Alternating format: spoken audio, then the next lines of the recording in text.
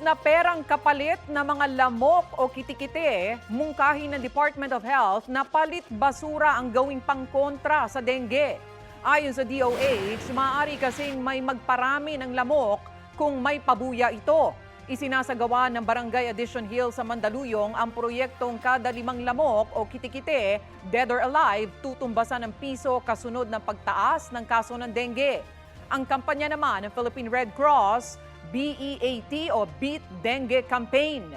Break breeding sites o pagsira sa pinamumugaran ng lamok, educate the community o turuan ang mga komunidad kontra dengue.